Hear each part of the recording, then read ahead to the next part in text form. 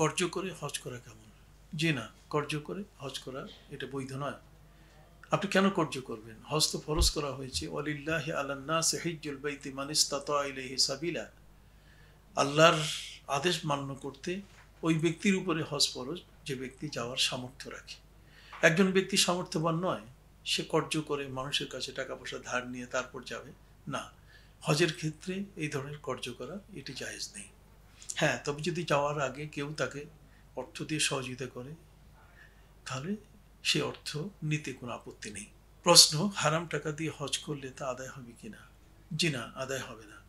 কেননা হারাম টাকা এটি কোনো অবস্থাতেই ইবাদতের মধ্যে গণ্য নয়। রসুল করিম সাল্লাল্লাহু আলাইহি ওয়াসাল্লাম বলেছেন, লা তুকবালু সালাতুন বিগাইরি তুহুরিন ওয়ালা সাদাকাতুম মিন মালিন কুলুন। উযু ছাড়া যেমন নামাজ হয় না, হারাম মাল দিয়ে তেমন ইবাদত হয় না। ঠিক অনুরূপভাবে আরেকটি প্রশ্ন, যে হজে গিয়ে ব্যবসা করা কেমন?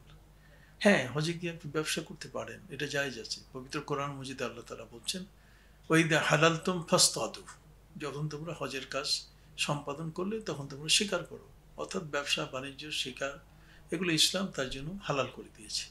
আমরা এই জন্য দেখি হজের ক্ষেত্রে যারা হাজি সাহেব যান, বিশেষ করে ইন্দোনেশিয়া, মালয়েশিয়া থেকে, তারা কিন্তু ওই হজের ময়দানে বিশেষ করে আমরা দেখেছি যে তারা মিনায় এবং অধিক পরিমাণে আমরা মুজদালেফায় দেখেছি যে তারা বসে যান রাস্তার পাশে। তারা তাদের দেশের থেকে নিয়ে আসা পণ্যগুলো তারা বিক্রি করেন। কাজেই হাজি ব্যক্তি তার নিজের দেশের থেকে এই ধরনের ব্যবসা তিনি যদি করতে চান তার হজের এই সময়টাতে, তাহলে এটা নাজায়েজ নয়। আহাল্লাল্লাহুল বাইআ ওয়া হাররামার রিবা, আল্লাহ ব্যবসাকে হালাল করেছেন এবং সুদকে তিনি হারাম করেছেন। কাজেই সেখানে যদি তার আর্থিক, বিশেষ করে যারা হজে যাচ্ছেন তাদের যদি কোনো উপকার হয় এই ব্যক্তির এই সমস্ত পণ্যদ্রব্যের মাধ্যমে, তাহলে আমি মনে করি এটা বড় ধরনের একটি সহযোগিতা। ইসলাম এটাকে অবৈধ ঘোষণা করেনি। উমরার রোকন কয়টি এবং কি কি?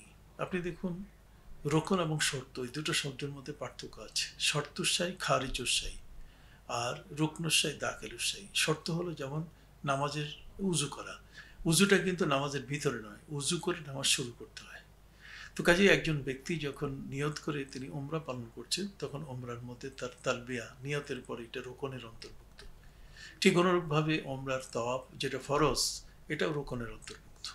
অনুরূপভাবে তার যে দুটো ওয়াজিব আছে, যেমন সাই করা এবং চুল কেটে হালাল হয়ে যাওয়া, এই দুটোও কিন্তু ওয়াজিব, এটাও তার ভিতরে রোকনের অন্তর্ভুক্ত। কাজেই এই দিক থেকে যদি আমরা বিচার করি, তাহলে প্রায় উমরার যে রোকন এই কয়েকটি। উমরার ওয়াজিব কয়টি এবং কি কি? আপনি দেখুন, উমরার ওয়াজিব হচ্ছে সাধারণত দুইটি। একটি হচ্ছে যে সাফা মারওয়ার সাই করা, আরেকটা হচ্ছে সাফা মারওয়ার সাই শেষ করে মাথার চুল মুন্ডন করে হালাল হয়ে যাওয়া।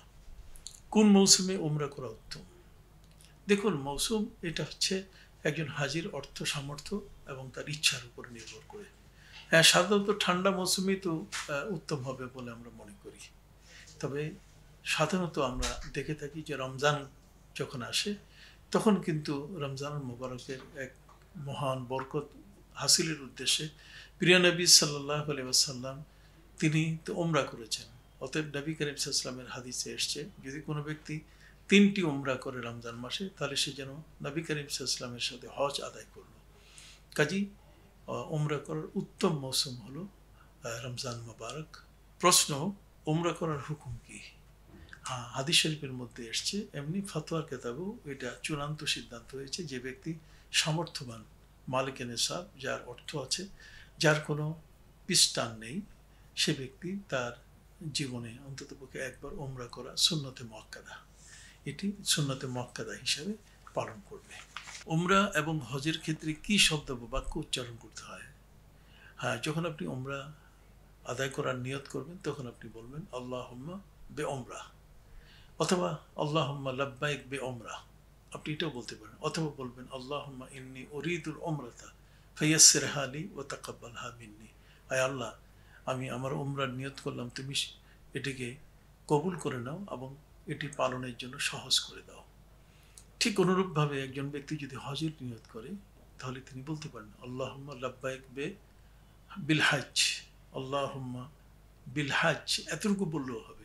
অথবা তিনি নিয়ত করার জন্য বলবেন আল্লাহুম্মা ইন্নী উরিদুল হজ্জা ফায়াসসিরহু লি ওয়া তাকাব্বালহু মিন্নি। আল্লাহ, আমি হজ পালনের নিয়ত করলাম, তুমি আমার জন্য তা সহজ করে দাও এবং আমার পক্ষ থেকে তা কবুল করে দাও। এই শব্দগুলো সাধারণত মুখে উচ্চারণ করা উত্তম।